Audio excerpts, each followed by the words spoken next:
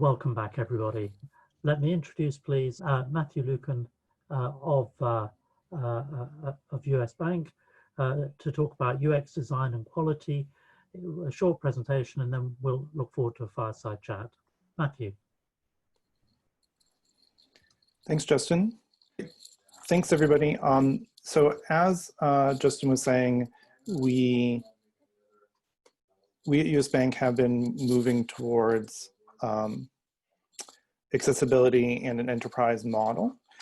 And we joined QA Forum last fall and talked about what our approach was going to be. We had done a proof of concept. Starting in January, we started rolling that out. And Justin asked me to come and share with you all on how we're doing. So what we see in this slide on the very bottom image is a series of data points in which we had attempted to plot out what order we would go and roll these tools and processes out to the teams. There's approximately about 25 data points or 25 teams that we thought we'd be rolling out to, and that we would do it very rapidly between January and June. What we're seeing is that so far, we are ahead of schedule. Right now, we're at about 93 to 95% on track.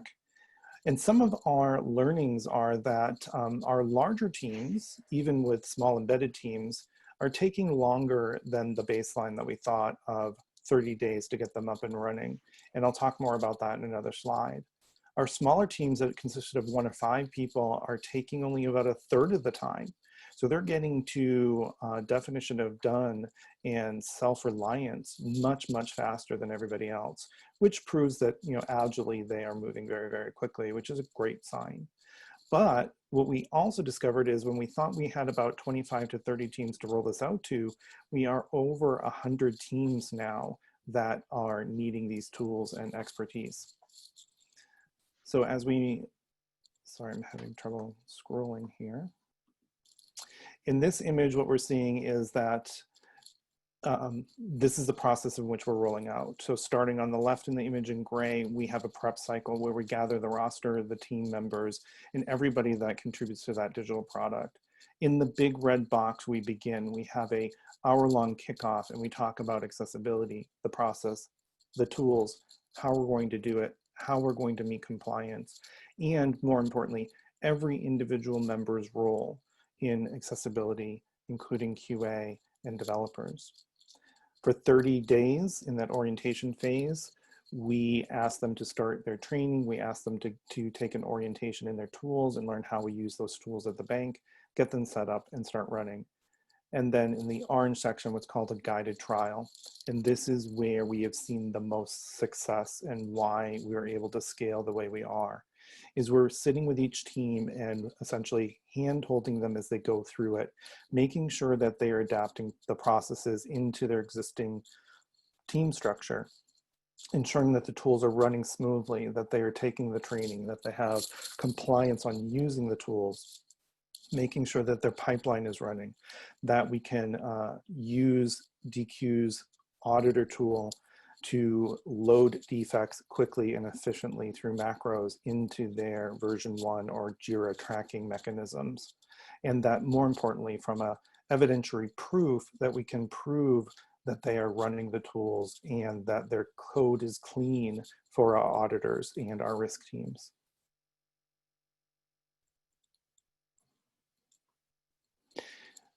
What we see here in this slide is a whole bunch of great numbers, but the biggest point in red at the top is that we started with 11 teams on January 2nd, and by the end of March, we already had 49 teams in flight, well beyond what we ever thought we were going to be doing. So we're well ahead of schedule. Now that we're approaching the end of June or the end of second quarter, we're seeing rapid development, rapid enrollment, rapid deployment, and we're looking forward to seeing some stellar numbers come out there.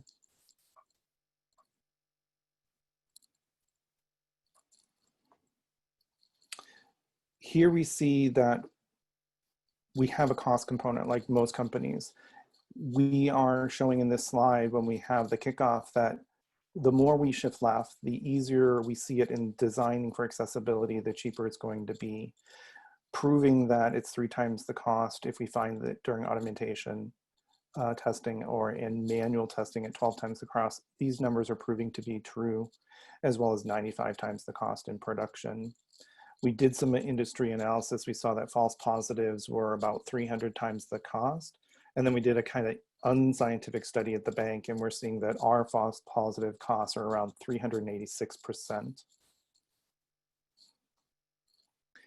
This is the value stream that we walk the teams through, where we've broken it up into 3 sections. And we say that the red section is design, right? If we design accessibly and then move into developing accessibly, the first blue box, testing there to ensure that they have quality code going through. We created a quality gate, as you can see. Integrating with the CI/CD pipeline, ensuring that the merge code remains accessible after the merge, and then going into the manual accessibility testing during the QE phase. We are seeing that we have clean code going into production. One of the things that we started to do at the bank is we wanted to make sure that the tools and the vendors' statements were accurate. But what we found was it actually led us into a deeper dive on the quality processes that had been running for over 3 years at the bank, and the bank felt were really robust and really efficient. And what we're seeing is that from Axe, DevTools, and Auditor, we saw consistency across the products as we had hoped. They find the same errors, they found them the same way, everything was great there. But what we compared to was the teams doing it through a manual process. And as I said, an existing process that was robust and had been running for 3 years, they only found 5 errors, whereas we found 30. So we started digging deeper. We started to look at why was this going on? What was the cause of this? And what we found was that they had been doing the process, but they weren't doing it as well or as efficiently as they could. So comparing the two, where we see DQs, Assure, and Auditor tools on, or sorry, Dev tools and Auditor tools on the left, and custom testing that we had at the bank on the right, they didn't quite cover future updates, right? They would have to go and invest time and money to add those WCAG requirements into it, whereas the vendor was going to build them in automatically and would receive the feed automatically. So with coverage, we were great, but the future enhancements, it would take some investment. We didn't see consistent testing methods with the other teams. So they were running them differently. Each QA had different methodologies. They also had different ways they were reporting across it. Also, we saw that they weren't even coding the level of the problem the same. Some were saying it was a P2, some were saying it was a P4, yet they were the exact same error. There wasn't any automated testing that was integrated. It was all being done manually. And there was no cross-integration, right? They couldn't provide links to tell the developer how to fix it or how to learn from it. Overall, what we saw also was some great numbers coming out of this. Not only do we see this quote at the top where we see the QA is super excited about this and how great the tools are and the new processes are, but in the first bullet, we see that their total manual testing time was 14 days prior to this and now is coming in at 3 days. Reduction of the single page testing went from 8 to 10 hours down to 3. We saw consistent defects. So the defects are written consistently the same, which meant that the time for the developer to understand it was much, much reduced. How they were advising them how to fix it was also greatly reduced. The standards also reduced the learning time. So often we have developers switch from one team to another. And one of the things that we're talking about is when they move to another QA, they might have to learn that QA style. And then overall reduction in time for the way that they would generate the defect, right? Where it's written for them now. So overall, we are seeing some great results as we move through this. We are increasingly getting more and more teams now engaged. Teams that we didn't even know were making digital properties are coming out of the woodwork. So Justin, let's take some questions. Well, that was very interesting, Matthew. And I have an immediate question for you. I want to go back to one of your first slides. And you showed the amount that you're making use of the DQ University. Mm-hmm. So as part of shift left, it seems like training the developers to know what to do would be a key part. Tell me a bit more about how you've made use of DQ University and how much time it's added to the process. So what we did was we took DQ University as a whole, and we decided that we were going to go through and make a recommendation. So we have an internal website that says, okay, by role, if you're a developer or a designer or a content writer, here's the courses we would like you to pay attention to. And then we also tied them to that rollout cycle. So these things we want you to do in orientation, these things we want you to do in the guided trial phase. Therefore, breaking it up, it became much, much easier. So what we're saying is that in the initial startup, in the first 30 days, we need you to make less than 3 hours worth of training commitment in an entire month just to become familiar with everything. Then in the next 120 days, you have to invest another hour and a half. This eliminated the excuse that we were getting that it was too much work, that it was too much invested time. So we kept putting it into their terms and making sure that they could understand that, look, the training is a recommendation. You are not required to do it. And this is why I love the system that we have in place, is because if they decided that they couldn't make the investment, the defect drives them into the training for that particular element, right? The other thing is we also encourage them to understand that DQ's training is start-stop. So if they have 15 minutes and they can invest in another segment or a module within the training course, great, consume it. And eventually you'll get through it. And once we made it palatable, that it wasn't an uphill climb, that it wasn't super hard, they started adapting to it really, really quickly. And we literally have quotes where development managers are saying, oh my God, why haven't we done this before? I've been asking for this type of thing for over a year. I'm so glad we're finally here. So you've changed the way that people work. You've got them to design in accessibility rather than use it as a correction. Deferred item.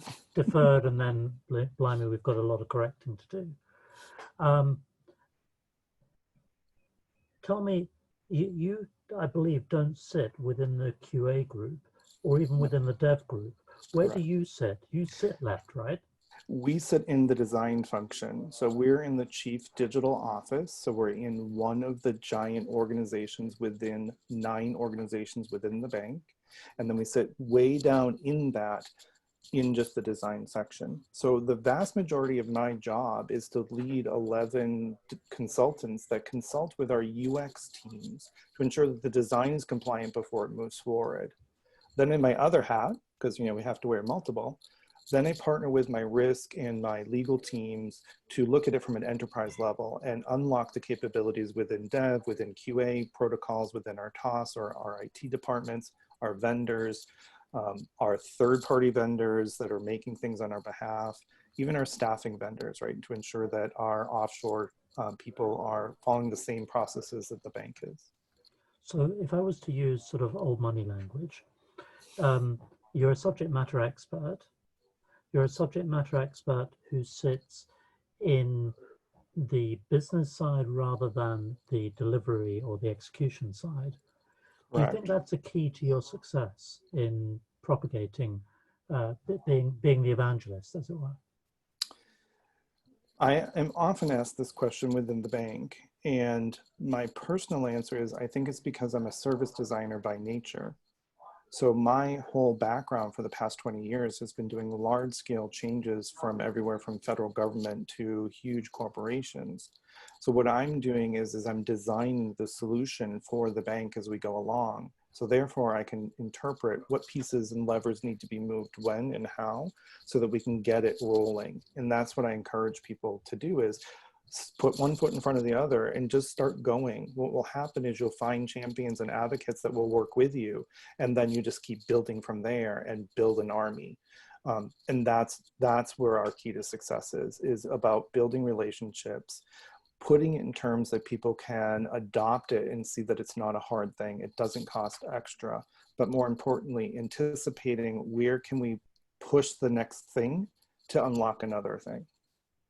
So what I think is really quite powerful about this is we're talking about accessibility, but actually we're talking more fundamentally about the link between design and quality.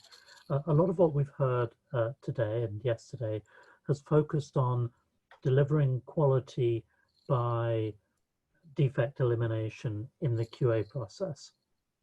But I guess where you're focused is minimizing, I'm going to use a very technical word here, but the shit that reaches the QA process. Yes. Is Exactly. that a fair description? Exactly. So are you seeing that paradigm starting to be applied in other elements of design, reducing Yes. defects, not just on accessibility, but on other areas?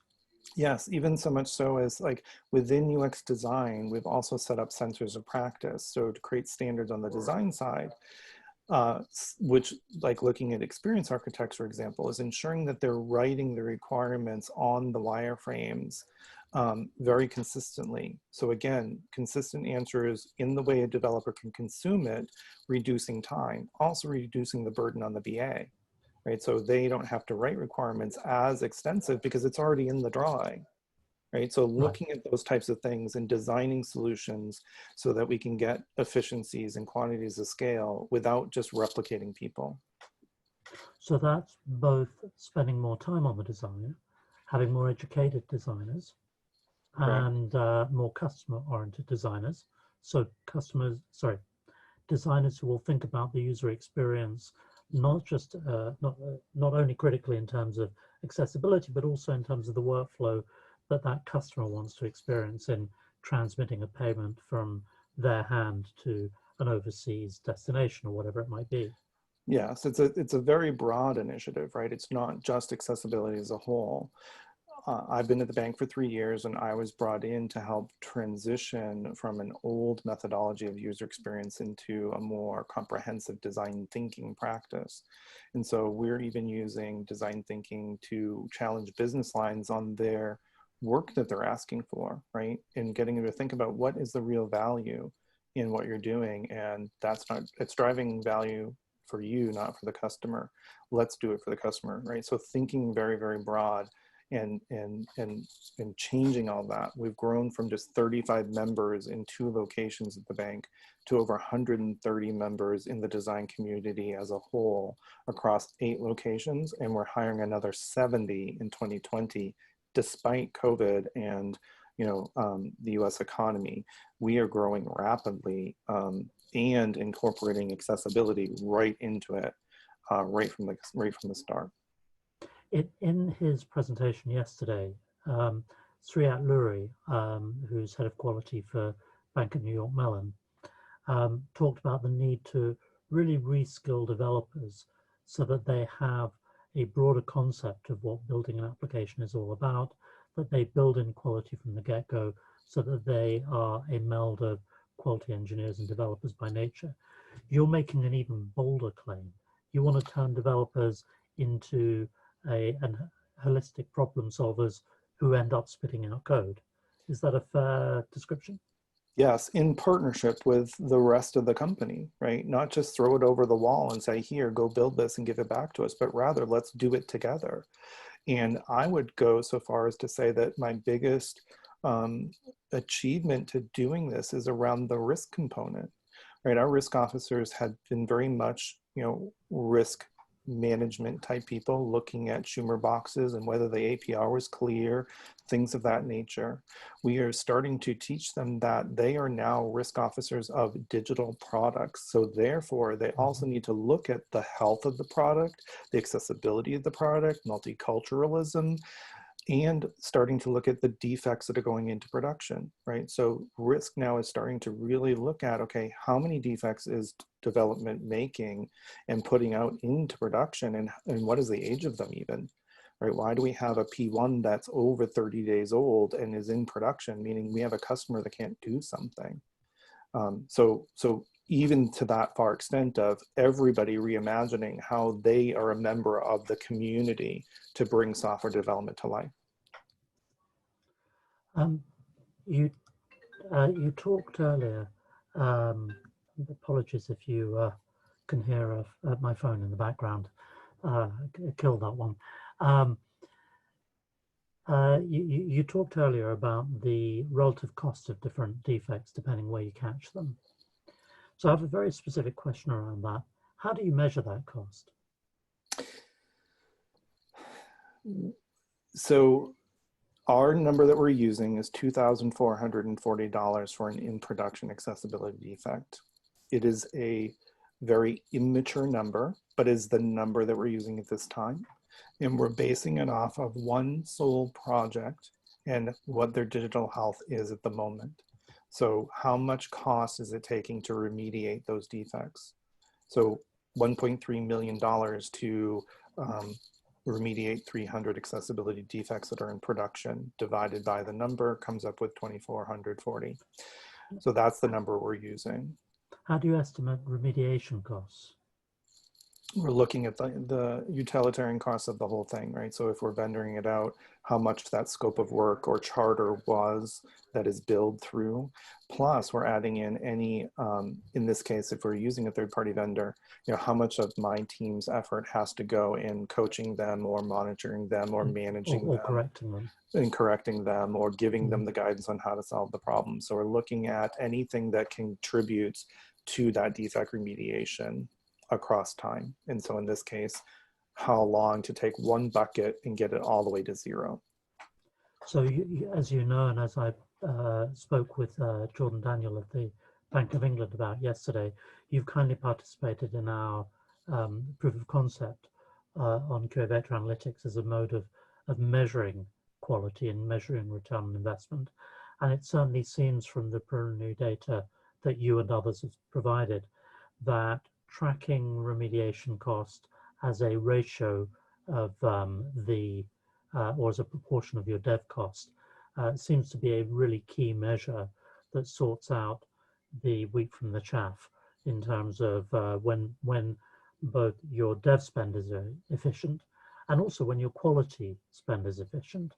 But I look forward to taking you through and others through more of that in due course. Just when we think about accessibility specifically, it's pretty much a truth that to do effective accessibility testing, effective accessibility quality starts, as you said, with training people to think differently and getting support across the organization for that approach. Then you need to, in terms of the testing itself, you're going to need a combination of manual and automated testing. So 2 questions on this. As a rough idea, as a spitball, what proportion of the testing can be automated? How much does that leave manual? And what are the hardest things to test in accessibility? So my DQ partners are on the phone and will be in the next segment. So their publish rate is 40%.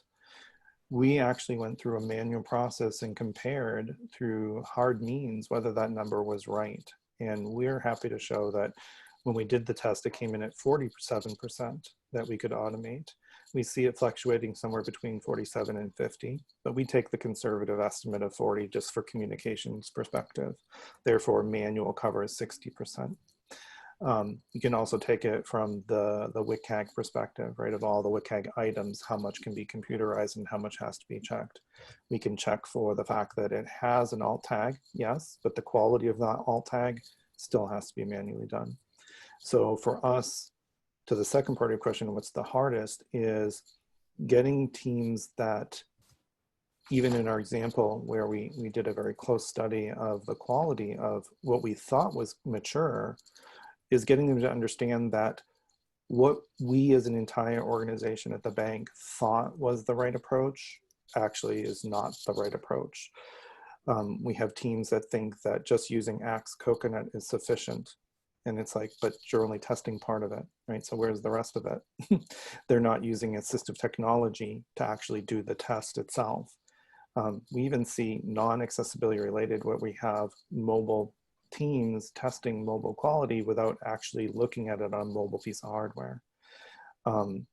Not undoable, but not the best approach. So that's really the biggest challenge, is moving a massive organization that's 70,000 people strong, who all have different thoughts or different maturity levels of what they thought was good, and really coming and telling them that unfortunately it's not sufficient. We need to get better and we need to do it this way. And we recommend we all do it the same way so that it's scalable.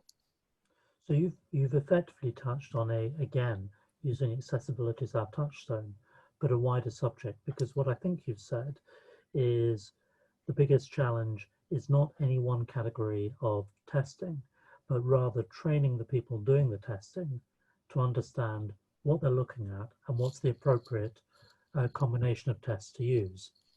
Now, you're doing that against a backdrop, and please correct me if I'm mistaken, where US Bank no longer has a dedicated QA practice or team.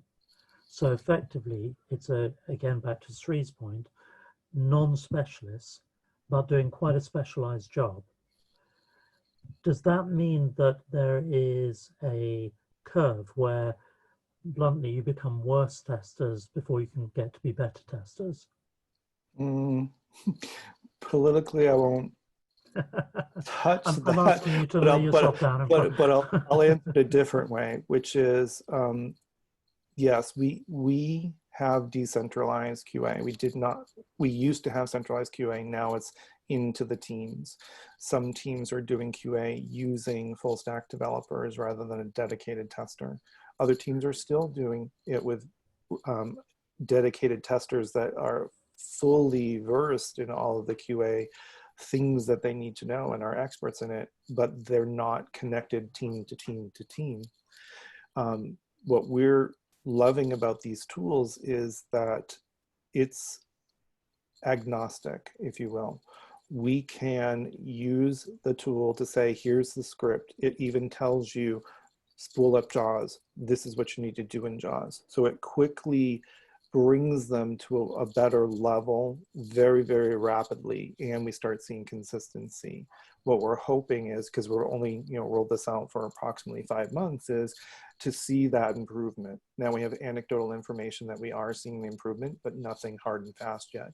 But the people that are using the tools that potentially didn't use JAWS before now are proficient enough to be able to do what we need them to do. So we're improving. On that optimistic note, Matthew, I really appreciate all your input. Thank you so much for all of your insight and wisdom. Really appreciate it. Thank you, Matthew.